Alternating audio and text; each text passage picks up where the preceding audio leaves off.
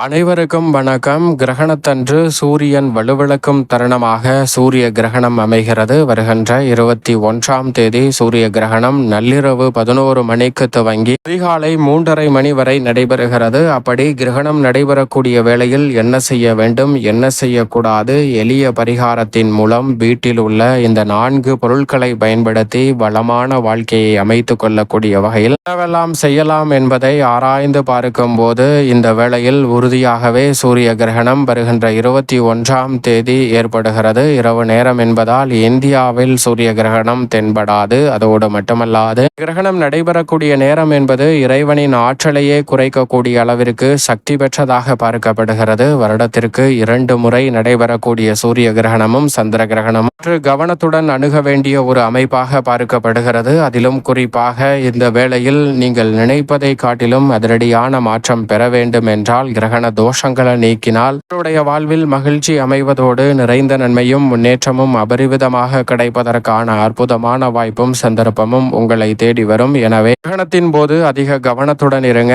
தென்படக்கூடிய நாடுகளிலும் சற்று விழிப்புணர்வுடன் செயல்பட்டால் பல சிரமங்களை தவிர்க்க முடியும். இரவு நேரம் என்பதால் பெரிய அளவுல பிரச்சனை இல்லை என்றாலும் இந்த விஷயங்களில் கண்ணும் கருத்துமாக செயல்படுவது கிரகண தோஷ பாதிப்புகளை விளக்குவதோடு நன்மையை நிறைவாக அள்ளி கொடுக்கும் அற்புதமான வேளையாக தனுசு ராசிக்காரர்களுக்கு நிச்சயமாக மாற்றம். என்றால் பொதுவாகவே கிரகணம் என்பது சூரிய கிரகணமாக இருந்தால் சூரியன் வலுவிழக்கும் தருணமாகவும், சந்திர கிரகணமாக இருந்தால் சந்திரன் வலுவிழக்கும் தருணமாக பார்க்கப்படுகிறது. அதில் குறிப்பாக சந்திரன் கிரகணத்தின் போது சூரியன், பூமி, சந்திரன் ஆகிய மூன்றும் ஒரே நேர்கோட்டில் வரும்போது சூரியனின் ஒளி சந்திரனின் மீது பட்டு சந்திரன் பிரதிபலிப்பை வெளிப்படுத்துவார். ஆனால் அப்படி அவர் பிரதிபலிப்பை ஒளிரச் செய்ய விடாமல் நடுவில் பூமி வந்து அந்த ஒளியை தடுப்பதால், சூரிய ஒளியை தடுப்பதால் பூமியின் நிழல் சந்திரனின் மீது விழுவது சந்திர கிரகணம் என்று அழைக்கப்படுகிறது. சந்திரன் வலுவிழக்கிறாருங்க. அவர் இயற்கையாகவே ஒளிரும் தன்மையை இருப்பதின் காரணமாக அவருடைய ஆற்றல் குறைகிறது. எனவே சந்திர கிரகணத்தின் போது சந்திரன் வலுவிழக்கும் தருணமாக அமைந்திருக்கிறது. எனவே அந்த வேளையில் கூடுதல் கவனத்துடனும் விழிப்புணர்வுடனும் இருந்தால் பல சிரமங்கள் அவருடைய வாழ்வில் இருந்து விலகுவதோடு நிறைந்த நன்மையும் முன்னேற்றமும் நிச்சயமாக கிடைக்கும். அதே போன்று சூரிய கிரகணம் என்பது சூரியன், சந்திரன், பூமி ஆகிய மூன்றும் ஒரே நேர்கோட்டில் வரும்போது சந்திரனின் நிழல் பூமியின் மீது விழுவது சூரிய கிரகணம் என்று அழைக்கப்படுகிறது. உண்மையில் இந்த கிரகணத்தின் அமைப்பு என்னவென்றால் சூரியனினுடைய ஒளி நேரடியாக பூமியை வந்து அடையாமல் நடுவில் சந்திரன் வந்து தடுக்கிறார். சந்திரனின் நிழல் பூமியின் மீது விழுகிறது. சூரியனின் ஆற்றல் முழுமையாக பூமியில் வசிக்கக்கூடிய நமக்கு கிடைக்க இயலாமல் போகிறது. எனவேதான் சூரியன் வலுவிழக்கும் தருணமாக பார்க்கப்படுகிறது. உண்மையில் சூரியன் வலுவிழக்கிறாரா என்றால் நிச்சயமாக இல்லை. சூரியனினுடைய ஆற்றல் முழுமையாக பூமிக்கு வராததால் தான் சூரியன் வலுவிழக்கும் தருணமாக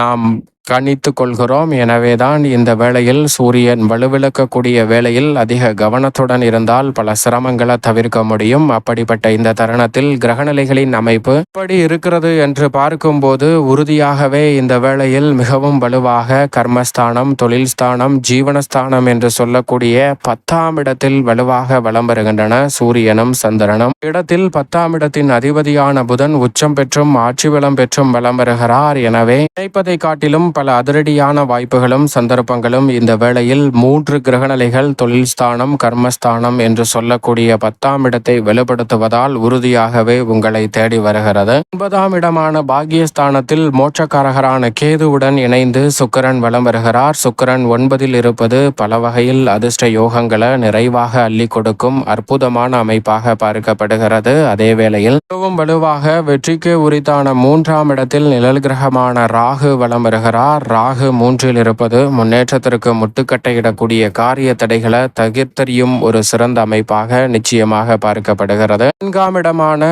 சுகஸ்தானத்தில் மிக வலுவாக சனி வக்ரம் பெற்றிருக்கிறார். இந்த வேளையில் ராசியின் ஆதர் 7இல் வலுவாக எதிர்பார்ப்புகளை பூர்த்தி செய்யும் அமைப்பில் வலம் வருகிறார். அதோடு மட்டுமல்லாது மிக வலுவாக லாபஸ்தானமாகிய 11ஆம் இடத்தில் மங்களக்காரகன் வலம் வருகிறார். எனவே பல வகையில் நன்மையும் முன்னேற்றமும் நிறைவாக அடையக்கூடிய வகையில் வகையில் பல்வேறு வகையான நல்ல வாய்ப்புகளும் சந்தர்ப்பங்களும் உங்களை தேடி வருகிறது. எனவே தவறவிடாமல் சரியாக பயன்படுத்திக் கொள்ளுங்கள். நவ கிரகநிலைகளின் அமைப்பும் இப்படி இருக்கக்கூடிய வேளையில் என்ன செய்ய வேண்டும் என்றால், நிச்சயமாக தனுசு ராசிக்காரர்கள் இந்த வேளையில் கிரகணம் நடைபெறும் போது இறைவனும் ஆற்றலை இழப்பதால் அதற்கு முன்கூட்டியே ஆலயங்கள் பூட்டப்படும். எனவே இறை வழிபாட்டை வீட்டிலிருந்து மேற்கொள்வது நல்லது. வெளியில் சுற்றுவதை தவிர்த்து மேலுமாக கிரகண பாதிப்புகளை குறைக்க வேண்டும் என்றால் வீட்டில் இருப்பதே சால சிறந்த அமைப்பாக பார்க்கப்படுகிறது. வீட்டிலிருந்து நேர்மறையான எண்ணங்களுடன் இருப்பதோடு மட்டுமல்லாது இறைவனை நோக்கி மன்றாடுவது, நேர்மறையான எண்ணங்களுடன் தியானம் செய்வது போன்றவற்றை மேற்கொண்டால் நிறைந்த நன்மை உங்களுடைய வாழ்வில் உறுதியாகவே தேடி வரும். அதோடு மட்டுமல்லாது மிக முக்கியமாக வீட்டில் இருக்கக்கூடிய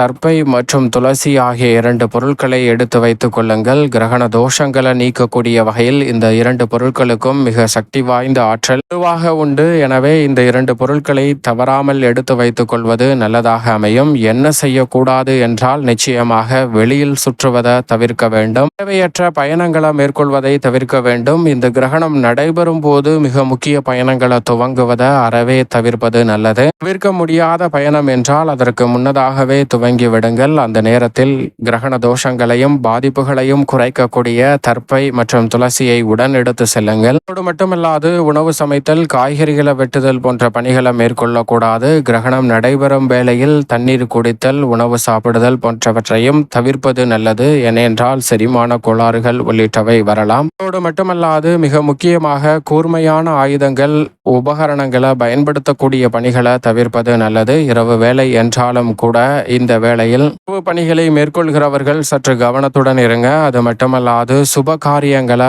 ஒருபோதும் திட்டமிடாதீர்கள். சுப காரியங்கள் எதிர்பார்த்தபடி சாதகமாக அமையாமல் போவதற்கான சாத்தியக்கூறுகள் உண்டு. வேலை நாடுகளில் பணியாற்றக்கூடியவர்கள் இந்த வேளையில் நிச்சயமாக மற்றவர்களுடன் வாக்குவாதம் செய்வதையும் தவிர்த்து விடுங்க. தேவையற்ற வாக்குவாதங்களை கிரகணம் நடைபெறக்கூடிய வேளையில் மேற்கொண்டால் எதிர்பாராத சில விளைவுகளை ஏற்படுத்தலாம். சுத்தம் செய்தல், வீடு துடைத்தல் போன்ற பணிகளையும் நிச்சயமாக தவிர்க்க வேண்டும். அதே போன்று உங்களுடைய அழகை பேணி பராமரிக்கக்கூடிய விஷயங்களை தவிர்ப்பதும் நல்லது.